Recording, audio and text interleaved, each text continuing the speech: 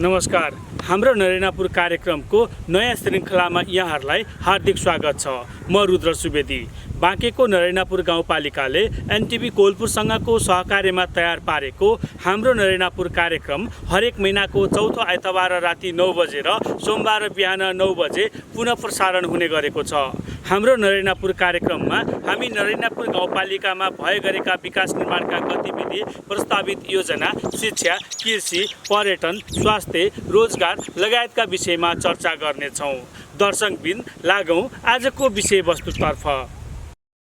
सुगम जिल्ला बाँकेको दुर्गम स्थानीय तह नरेनापुर, जहाँ 4 वर्ष पहिला 1 मिटर पनि पक्की सडक थिएन। सदरमुकाम नेपालगञ्ज पुग्न भारतको बाटो हुँदै वा निकै सङ्घर्षका साथ दिनभरि लगाउनु पर्थ्यो। स्थानीय सरकारको पहिलो 4 वर्ष कार्यकालमा नरेनापुरले आफ्नो स्वरूपमा निकै परिवर्तन ल्याइसकेको छ। विशेष गरी नेपालगञ्जदेखि नरेनापुरको कटकुइया जोड्ने 44 किलोमिटर लामो हुलाकी सडक निर्माणपछि गाउँपालिका दुर्गमबाट सुगममा परिवर्तित भएको छ। जताततै हिलाम्य बाटो भएको नरेनापुरको भित्री गाउँमा समेत सडक सञ्जाल विस्तार हुँदैछ। पालिकाले सडक विस्तारलाई अभियानकै रूपमा अघि बढाएको गाउँपालिकाका अध्यक्ष इस्तियाक अहमद शाह बताउनुहुन्छ। उहाँले आफ्नो पहिलो प्राथमिकतामा गाउँपालिकालाई सुगम पालिका बनाउनु रहेको र त्यसै अनुरूपका कार्यक्रमहरू तय गरिएको बताउनुभयो। वो पहिला कोही स्थिति हजुरलाई सबै थाहै छ। हामी नरेनापुर ट्र्याक्टरबाट स्टार्ट गरेको थियो, अहिले हामी गलीबाट घुमिरहेछौँ। अब नरेनापुरको मलाई लाग्छ मुहार फेरिसक्यो। हामीले यो बजेटमा जुन काम गरेको मेन, जसले यहाँ स्वास्थ्यको अवस्था पहिला एकदम नराम्रो थियो, अब धेरै परिवर्तन आएछ। 24 घण्टा सेवा दिइरहेछ। बाटो थिएन, अब बाटो पनि आइसक्यो। बत्ती थिएन, बत्ती पनि आइसक्यो।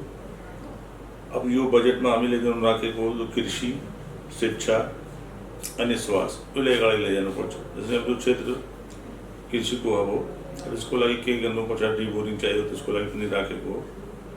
और एउटा अरू पनि ल्याएछ हामी, यो कृषिको लागि पेन्सन भी सिस्टम ल्याएछ। जुन राम्रो कृषि गर्छ त्यसको लागि हामी पेन्सनको पनि तयारी गरेको। शिक्षामा हाम्रो यहाँ गरिबी पनि छ, दुर्गम तो क्षेत्र छँदैछ। मैले एजुकेसनको लागि पनि जुन केटाहरू पढिरहेछ, पढ्नमा समस्या छ, त्यसको लागि पनि म नरेनापुर गाउँपालिका पुरै सपोर्ट गर्ने। शिक्षा आएपछि धेरै सुधार हुन सक्छ। लागेको त्यो शिक्षाको लागि धेरै प्रयास पनि गरेको थियो। नि कोरोना कारणले हामी मलाई लाग्छ सब ठाउँमा प्रयास सफल भयो। हाम्रो यो शिक्षाको प्रयास जुन थियो कोरोनाको कारणले असफलता मिल्यो। तो पनि प्रयासै जीवन हो। म प्रयास गरिरहेछु। मलाई लाग्छ कि प्रयास गरेपछि सफलता हासिल हुन्छ, शिक्षा हाम्रो अगाडि बढ्छ। यो सालमा अरू शिक्षाको लागि जुन बच्चाहरू छन् त्यसको लागि पनि स्किम ल्याएछ कि जुन 1 देखि 3 कक्षासम्म छ, त्यसको लागि जुन केटीहरू छन् 200 महिना राखेको, ताकि इन्करेज स्कुललाई पहुँच होस्। हाम्रो यहाँ बानी छैन, यो बनाउनको लागि यो पनि गरेको। तो प्रयास तो म गरिरहेछु। जसरी मलाई लाग्छ 735 गाउँपालिकामा एउटै ठाउँमा जस्तो छ नरेनापुर गाउँपालिका, जहाँ निःशुल्क बस ल्याइरहेछु शिक्षाको लागि। जसरी पनि एट्र्याक्सन होस्, बच्चाहरू स्कुल पुगोस्, यो पनि गरिरहेछु। मतलब मैले यो जुन 4 वर्ष बिताएको यसमा पनि सहयोग गरेको हो। लेकिन अब यो साल हमने बजेटै छुट्याएको हो कि जुन बच्चा इन्जिनियरिङ, MBBS ठुलो डिग्री गर्न चाहन्छ त्यसको लागि पूर्ण सहयोग गर्छु म। मैले बनाएको कार्यक्रम चाहिँ मतलब त्यही को मैले लगाएको हो कि कमसेकम यहाँको जुन परिस्थिति छ, यहाँको जो सोच छ किसानहरूको, त्यो बदलाव लानुको लागि कमसेकम हामीसँग जोड्ने, अनि जोडेपछि हाम्रो जुन कृषि विभागको जुन सिस्टम छ कि जैसे भी गेहूँ लगाउँछ, धान रोप्छ, जो हामी टेक्निकल खेतीमा जाउँ। जसरी पपीता लगाउँ, मेवा, यहाँको भाषामा पपीता भन्छ अनि हाम्रो नेपाली भाषामा मेवा भन्छ। यसको खेती एकदम राम्रो हुन्छ। आमको बागैँचा लगाउँ हामी, तरकारीको खेती गरौँ हामी। मलाई लाग्छ यो सालमा इन्जिन पनि हामी धेरै दिएको, हर ठाउँमा करिब 50-60 इन्जिन पनि बाँटेको। तो कृषिवालाको पनि अब सोच बदलिरहेछ। तो यो प्रयासै हो, प्रयास गरेपछि रिजल्ट आउँछ। अब समाजलाई अगाडि लैजानेलाई समय तो लाग्छ। यसले मलाई लाग्छ कि जुन अवस्था थियो नरेन्द्रको त्यो धेरै अगाडि बढिसक्यो नरेन्द्रको। तो कृषि पनि अगाडि बढ्छ। त्यसरी हामी शिक्षामा हजुरलाई थाहा छ कि यो कृषि टेक्निकल स्कुल पनि आइसक्यो। अब बच्चाहरू यहीँको पढिरहेछ। अब निस्केपछि तो कहीं न कहीं वहाँ पनि सुधार गर्छ। जस्तै अहिले जुन बजेटको अभावले टोलमा जुन बाटो सब ठाउँ पुगेको छैन। मेन बाटो मैले बनाइसक्यो, गल्ली 2-4वटा बनाएको हो, लेकिन अहिले काम धेरै छ। लेकिन हामी चल्नको स्थितिमा आइसक्यो। तो वहाँको मतलब बनाइयो छ कि बाटो बनाइदिनुहोस् जुन बाँकी छ। कृषिमा पनि जसरी बोट ट्युबवेलको आवश्यकता छ, उसको व्यवस्था गर्ने हामी। डिबोरिङ 2टा हामीले स्टार्ट भइसक्यो हाम्रो। अब नेक्स्ट हामीले डिबोरिङ पनि गाड्ने प्रोग्राम छ। एउटा डिबोरिङ गाडेपछि करिब 60 बिघा खेत हाम्रो सिक्छ। स्वास्थ्य सम्बन्धी उहाँले भनिरहेछ कि हस्पिटल तो बनिसक्यो, 24 घण्टा सेवा पनि स्टार्ट गर्यो। अब यहाँ पनि सर्जन आउनुपर्छ। सर्जन आएपछि हामी नेपाली नजाने यहीँ अपरेसन हुन्छ। यो सब बनाइ छ उहाँको चाहिँ। शिक्षामा अरू जुन जसरी जय किसान हामीले बनाएको, जय किसान नरेन्द्रको शान छ। बिल्डिङ बनाइसक्यो। स्टुडेन्टको पनि क्यापेसिटी धेरै बढी छ। अहिले 1400 केटा पुगिसक्यो। पूर्व साइडमा जुन स्कुल छ त्यसमा क्यापेसिटी कम छ। कोरोना कारण अरू प्रब्लम आएछ। लेकिन योलाई बढाउनको लागि जुन मैले बजेट राखेको हो, बच्चाहरूलाई केही न केही आकर्षित गर्छ। वहाँ पैसा दिएपछि, टाफी दिएपछि आएपछि सुधार हुन्छ स्कुलको लागि। यही भनाइ छ उहाँको। भाइ वहाँको माता पिता पनि को चाहना छ कि हाम्रो छोरा पढोस्, अगाडि जाओस्, पढाइ लेखेपछि इन्जिनियर पनि बन्छ, डक्टर पनि बन्छ, अनि केही न केही रोजगार पाउँछ एजुकेसन आएपछि। कृषिको लागि पनि भनिरहेछ कि हामी जसरी एउटा समूह बनाएपछि वहाँ हामी एक ठाउँमा सब्जी खेती गरौँ। जस्तै हामी इन्डियाबाट डिपेन्ड थियो। अब यो अलिअलि कम भइरहेछ। पहिला तो 100% थियो। अब किसानहरूले आलु खेता गर्न लागेको। तरकारी मैले देखेको कि हरी मिर्ची इन्डियाबाट आउँथ्यो। त्यो खुर्सानी भन्छ, त्यो खुर्सानीको पनि यहाँ गरिरहेछ। मैले अहिले एउटा कृषि खेतमा गएको थियो, त्यसमा गोबी लगाएछ अनि बैगन लगाएछ। तो यो पनि उन्नति हो। अब यो प्रयास मेरो जारी छ। अब जनताको जुन आवश्यकता छ त्यो पनि अगाडि धीरे जान्छ। निर्वाचनका बेला मत माग्न जाने क्रममा सडक नभएकाले ट्र्याक्टरमा बसेर गाउँ-गाउँसम्म जानुपर्ने बाध्यता स्मरण गर्दै नरैनापुरमा मुख्य सडक बाहेक पनि धेरै सडकहरू कालोपत्रे तथा पिसिसी भइसकेको, गाउँपालिकाभित्र नयाँ ट्र्याक खोलिएको, भित्री सडकहरू ग्राभेल गरिएको, हिलाम्य सडकलाई स्तरोन्नति गरेर ग्राभेल भइसकेका सडकहरूलाई कालोपत्रे तथा पिसिसी गरी पक्की बनाउने कार्यलाई तीव्रता दिएको बताउनुभयो। पालिकाले शिक्षा, स्वास्थ्य, कृषि, पर्यटन लगायतका क्षेत्रहरूमा पनि थुप्रै उपलब्धि हासिल गरेको छ। गाउँपालिकाले आगामी आर्थिक वर्ष 2078-89 को नीति तथा कार्यक्रममा पनि गाउँपालिकाले ट्र्याक खोलिएका सबै सडकलाई कालोपत्रे गर्ने, सबै वडा तथा बस्तीमा सडक सञ्जाल जोड्ने लक्ष्य अनुसार काम गरिरहेको गाउँपालिकाका अध्यक्ष शाहले बताउनुभयो। बाबुबरफानीको लागि हजुरले थाहा छ कि नरेन्द्रपुरको इन्कम छैन। तो मैले सोचेँ प्र्याक्टिकल स्तर बनाएपछि यहाँको इन्कम स्रोतबाटबाट मान्छे आउन सक्छ। त्यसको लागि मैले सरकारसँग अनुरोध पनि गरेको थिएँ। यहाँबाट पत्र पनि पठाएको थियो कि उहाँको लागि स्पेसली बजेट दिनु। त्यो माथिबाट बजेट एकदम न्यूनतम आएछ, मात्रै 10 लाख रुपियाँ आएछ। अब उहाँको लागि 3-4 रुपियाँ लगाएपछि राम्रो ठाउँ बन्न सक्छ। इन्डियाको पनि धेरै मान्छे आउँछ, फरेनर पनि आउन सक्छ। मलाई लाग्छ यो पनि एकदम राम्रो काम हो। लेकिन अब यो सब ठाउँ पैसाको अभावले प्रब्लम आइरहेछ। पनि हम प्रयास गर्ने, उहाँको लागि प्रयास गरिरहेछु। अब यो अहिले असारको महिना चाहिए छ। अब साउनपछि काठमाडौँ जाने एकचोटि मन्त्रीसँग कुरा पनि गर्ने कि यसलाई जसरी पनि बाबुबरफानीलाई जुन पोलिटिकल स्तर छ त्यसलाई बनाउनुपर्छ। हाम्रो यहाँ एउटा गोवर्धन महाराज हो, त्यो पनि ठाउँ एकदम राम्रो छ। त्यहाँ झरना पनि छ, पहाड छ, एउटा सुन्दर मन्दिर हामीले गरेको हो जुन हाम्रो पुर्खाले वहाँ तपस्या गरेको थियो, त्यो पनि ठाउँ राम्रो छ। अब यो सबै प्रोजेक्ट हामीले राखेको बजेटको अभावको लागि हामी रुकेको रहेछ। अब मलाई लाग्छ कि सरकारसँग लडाइँ गर्नुपर्छ, मन्त्रीको कृपा भएपछि यो 3 ठाउँ बनेपछि मलाई लाग्छ नरेन्द्रपुर काफी पार्टीको असर राम्रो बन्न सक्छ। नरेन्द्रपुरको त पहिचान पुरै विश्वमा भइसक्यो। भारतमा म लखनऊ गए थियो, नरेन्द्रपुर कुन ठाउँ हो यस्तो भनेको कोरोनाको कारणले धेरै प्रचार भयो। तो अहिले स्थिति छ अब नरेन्द्रपुरको चुनाव पर्दैन, यहाँको अब सबै सिस्टम चेन्ज भइसक्यो। काठमाडौँ हजुर गएपछि एकचोटि सोध्नु नरेन्द्रपुरबाट गएर उहाँलाई सम्मान गर्छ, यस्तो अवस्था आइसक्यो। मेरो सिस्टम पनि यस्तै छ कि हामीले सबै सम्मान दिन्छौँ, यहाँ जनतालाई धेरै माया गर्छौँ। त्यसकारण मलाई लाग्छ कि यो पनि धेरै पहिचानौँ कि जुन नरेन्द्रपुरको अवस्था पहिला समाजमा थियो त्यो पनि एकदम खराब थियो, आज तो एकदम राम्रो गएको थियो, बिल्कुल मुहारै फेरिन्छ यहाँको स्थिति। तो अब नरेन्द्रपुरको पहिचानको लागि मलाई लाग्छ कि जुन ठाउँ छ यहाँ पुर्खाहरूको पहिचान थियो, अब ये त जुन जस्तै बाबा बर्फानी भयो, नूर खलीफा नूर अहमद शाह भयो, गोवर्धन महाराज भयो, पहिचानै त हो नरेन्द्रपुर। और हामी तो भी पहिचान गराउने, जस्तै अब नरेन्द्रपुरको अध्यक्ष त्यागे मसालेको पनि चिन्दैन थियो पहिला, यो 4 वर्षमा सबैले यहाँदेखि काठमाडौँ पनि चिन्छ। हामी इन्डिया गए थियो, बिमार थियो, पनि हाम्रो मन्त्रीसँग भेट भयो, नरेन्द्रपुरबाट आएछ, सम्मान गरे। तो नरेन्द्रपुर मलाई लाग्छ पहिचानको आवश्यकता छैन। अब यति छ सरकारसँग अनुरोध कि कम से कम नरेन्द्रपुरमा जुन कमी छ और बजेटको अभाव छ, मलाई नरेन्द्रपुरलाई तो बहुत ही सुन्दर ठाउँ बनाउन सक्छ हामी। सानो एरिया छ, भौगोलिक स्थिति इसको एकदम राम्रो छ, मार्केट पनि राम्रो बनाउन सक्छ। जस्तै यो अघिजाको जुन बाटो छ, अब यो अगर हामी बनाइदिउँ यसको लागि एकदम राम्रो हुन्छ।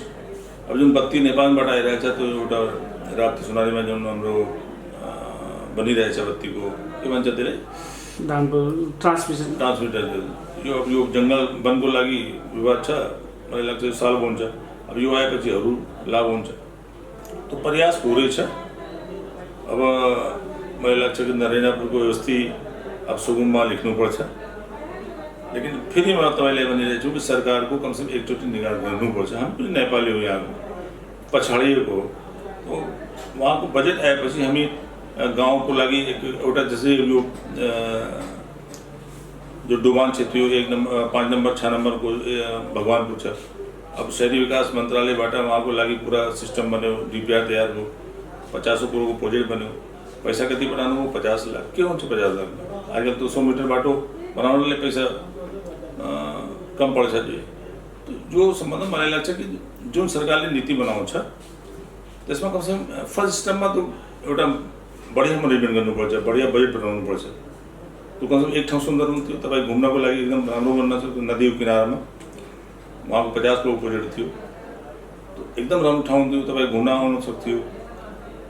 शनिबारलाई जाउँ भने नरेन्द्रपुर यस्तो पनि गर्न सक्थ्यो। तो अब यसको लागि प्रयास गरिरहेको छु। मलाई लाग्छ प्रयास गरेपछि सफलता हुन्छ। 4 वर्षमा यति पुगे हामी, तो अब अगाडि दिन प्रतिदिन प्रयास हुन्छ, सफलता हुन्छ।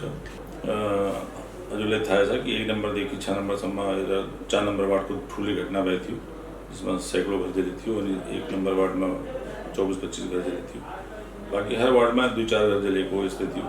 त्यसको लागि मैले 3 छानाको घर 300 नेक्स्ट बनाएको थियो। यो सालमा 367 बनिरहेछ, और यो सालमा सरकारले दया गरेको 7 से 10 घर आएछ। मलाई लाग्छ यो जस्तै दिएपछि हर साल यहाँको छाना हट्न सक्छ, फुसको छाना हट्न सक्छ, और पक्की घर बनाउन सक्छ। नरेन्द्रपुर परिवारलाई मेरो एउटै अनुरोध छ, स्कुल साउनपछि खुल्छ, सबैले स्कुलमा बच्चाहरूलाई पठाउनुपर्छ। मदरसाहरू जुन चलिरहेछ वहाँको लागि मैले टिचरसँग अनुरोध छ, मेरो समाजसँग अनुरोध छ कि टिचर मदरसामा 2-3 घन्टा पढाएपछि सरकारी स्कुलमा पठाओस्, ताकि धर्म पनि ज्ञान हुन्छ। अनि संसारको लागि जुन हाम्रो चलिरहेछ पढाइ त्यो पनि ज्ञान गर्नु एकदम जरुरी छ। अंग्रेजी पनि आउनुपर्छ, नेपाली पनि आउनुपर्छ, हिन्दी पनि आउनुपर्छ, यो सिक्नुपर्छ। दोस्रो, नरेन्द्रपुरले जुन माया गरेको मलाई वहाँको सपोर्टले जुन गरेको, त्यही कारण हामी अगाडि बढेको, हर काममा सफलता पाएको। जस्तै एउटा बाटो बन्छ, यहाँ त विवाद हुन्छ नि, त पनि धेरै समझदारी, पहिलादेखि धेरै समझदार भइसक्यो हाम्रो जनता। अब मलाई एउटै अनुरोध छ कि अब नरेन्द्रपुरको लागि कि स्कुल खोलेपछि बच्चालाई स्कुल जसरी पनि पठाऊ, कृषिको लागि प्रयास गरौँ। हामी कृषि क्षेत्रै हो हाम्रो, जो यति भन्न चाहन्छु। पछिल्लो समय विश्वव्यापी फैलिएको कोरोना कहरले नरेन्द्रपुरको विकासका काममा निकै समस्या भएको पालिकाका वडा नम्बर 3 का वडा अध्यक्ष राजकुमार मौर्य बताउनुहुन्छ। नरेन्द्रपुरमा कोरोना र बाढीजन्य विपदले सताएको बताउँदै पछिल्लो महिनाबाट मात्र काम सुरु भएको उहाँको भनाइ छ।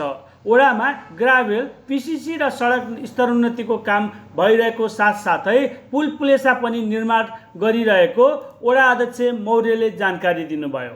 अब यो कोभिड-19ले गर्दा धेरै समस्या पारेको छ। हाम्रो जे वैशाखदेखि लकडाउन भएदेखि अहिले समस्या नै समाधान भएको छैन। हाम्रो अहिले 15-20 दिन अगाडिदेखि काम सुरु भएको छ, विकास निर्माणका कामहरू। यो त वैशाखदेखि बर्सातको समस्याले पार्यो धेरै। प्रत्येक दिन बाढी मौसमले बाढी आएको आए, त्यो पनि सफलता पाएनौँ। हाम्रो उता 2-3 महिना कोरोनाले गर्दा के काम गर्न भ्याएन। अहिले 15-20 दिनदेखि काम भइरहेको छ। अहिलेसम्म विकास निर्माणका ग्रेभिल गर्ने काम, पिसिसी गर्ने काम, माटो पटान गर्ने काम म कलाफाँटाको वडा नम्बर 3 को 2-3 महिना 4 महिना अगाडि नै सकाइसकेको थिएँ। यति बेला भइदिएको कोभिड-19ले गर्दा त केही काम हुनेवाला थिएन। अहिले ग्रेभिल र पिसिसीको काम भइरहेको छ। केही वडा कार्यालय, स्वास्थ्य चौकीमा, हुलाक कार्यालयमा, वडा कार्यालयमा अहिले वृक्षारोपण पनि गरेको छु। अहिले मुख अहिले पुल पुलिसाहरू केही बाँकी भएका थिए, पुल पनि बनाइरहेको छु। अहिले 10 दिन अगाडिदेखि पुल आधा काम भइसकेको छ। गाउँमा पिसिसी काम ग्रेभिल गर्ने काम त्यो भइसकेको छ। बाँकी काम त्यो कोभिडले गर्दा, बर्सातले गर्दा त केही गर्न पाएको छैन यसपालि। कोरोना कहरका कारण नरेन्द्रपुरको शिक्षा क्षेत्र पनि प्रभावित भएको छ। शिक्षाको क्षेत्रमा निकै पछाडि रहेको नरेन्द्रपुरको शिक्षाको स्थिति सुधार्न थुप्रै प्रयास भएका छन्। नरेन्द्रपुरमा रहेका 21वटा सामुदायिक विद्यालय, 26वटा मदरसा र 3वटा संस्थागत विद्यालयमा पनि विभिन्न खालका कार्यक्रमहरू सञ्चालन गरिएका छन्।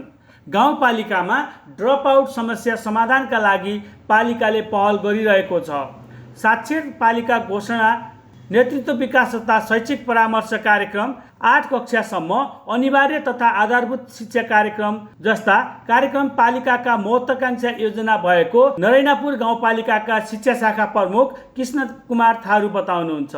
पालिकासँग साक्षर अभियान सँगसँगै परम्परागत विद्यालयबाट आएका विद्यार्थीका लागि उच्च शिक्षामा प्रोत्साहन लगायतका थुप्रै कार्यक्रम रहेको शाखा प्रमुख थारूले जानकारी दिनुभयो। गत वर्ष हाम्रो पालिका एउटा हाम्रो कोभिडमा एउटा रेड जोनमै परेको थियो। त्यसले गर्दाखेरि हाम्रो निश्चय पनि हाम्रो शैक्षिक संस्थाहरूलाई सञ्चालन गर्नको लागि धेरै नै अप्ठ्यारो परेको थियो हामीलाई। त्यसको बावजुद पनि हामीले कोभिडको अवस्था अलिकति सामान्य हुँदाखेरि हामीले घुम्टी शिक्षकहरू टोलटोलमा पठाउने प्रयत्न पनि गरेका थियौँ।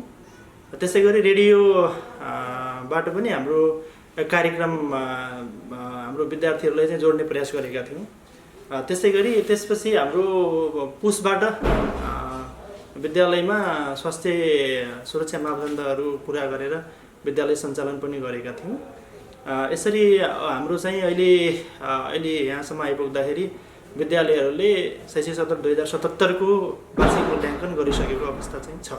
सबैले उहाँहरूले गरिसकेको अवस्था छ। नयाँ भर्नामा यो 2078 को लागि नयाँ भर्नाको लागि सबै विद्यालयहरू लागिराख्नु भएको छ। हाम्रो सामुदायिक विद्यालयहरू 21वटा, मद्रसाहरू 26वटा गरेर हाम्रो टोटल 47वटा विद्यालयहरू छ। त्यसै संस्थागत विद्यालयमा 3वटा।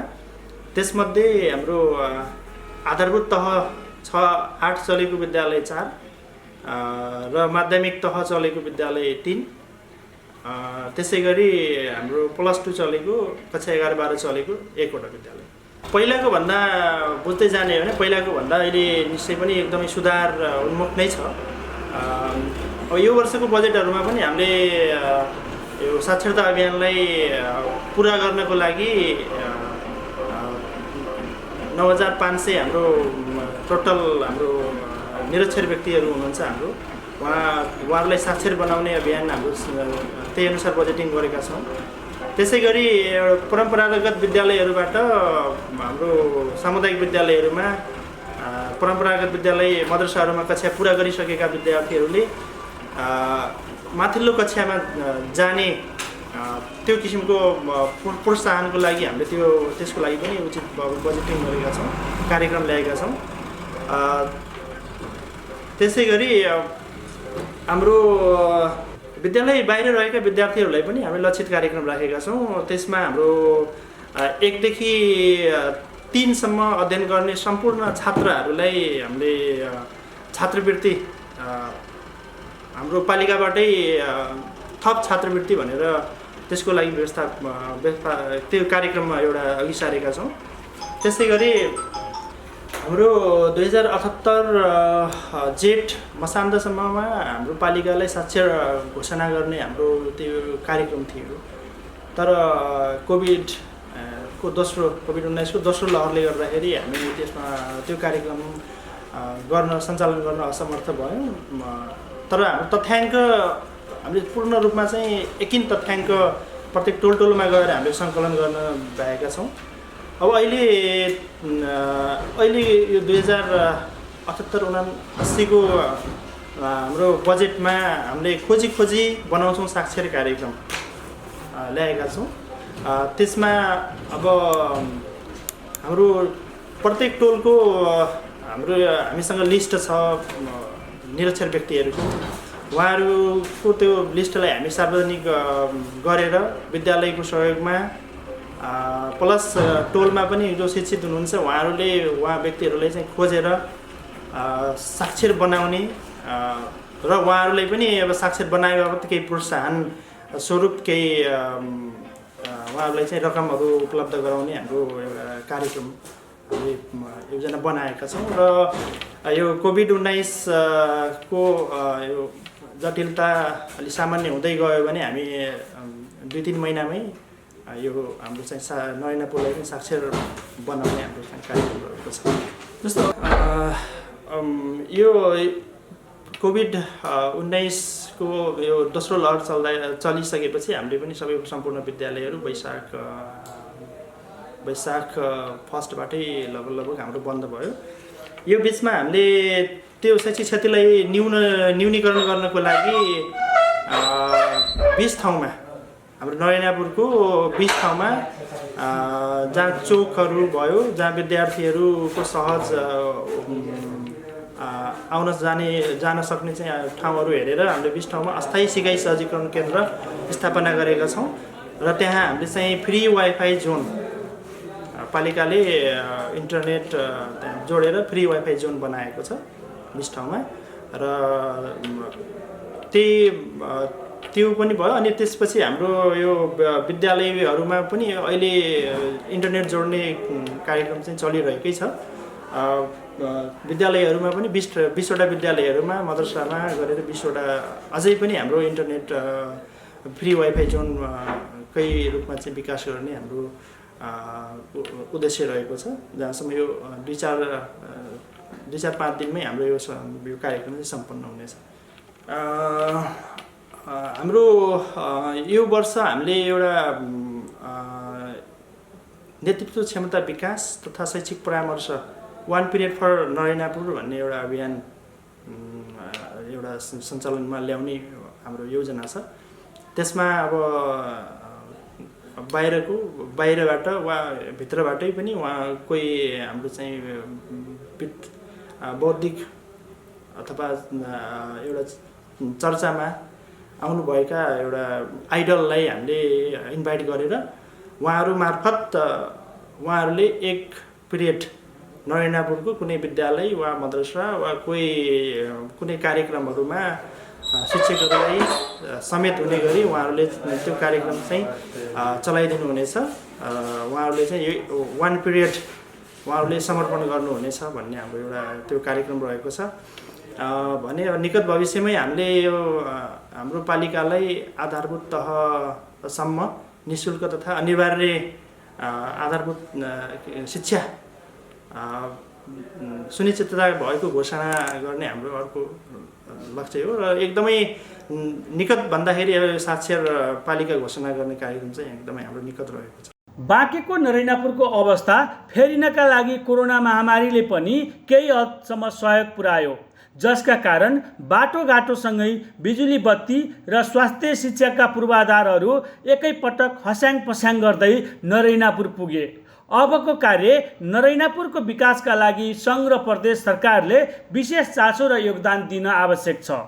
हामी हाम्रो नरैनापुर कार्यक्रमको अन्त्यमा आएका छौँ। यहाँलाई यो कार्यक्रम कस्तो लाग्यो? कार्यक्रमका बारेमा यहाँको गुनासो सुझाव र प्रतिक्रिया भए हामीलाई हाम्रो नरैनापुर 77@gmail.com मा सम्पर्क गर्न सक्नुहुनेछ। हामी तपाईँको जिज्ञासा सुझाव र प्रतिक्रियालाई सम्बोधन गर्ने प्रयास गर्नेछौँ। हस् त आजलाई म प्रस्तुता रुद्र सुवेदी सहित सम्पूर्ण युनिट कार्यक्रमबाट बिदा हुन्छौँ। नमस्कार।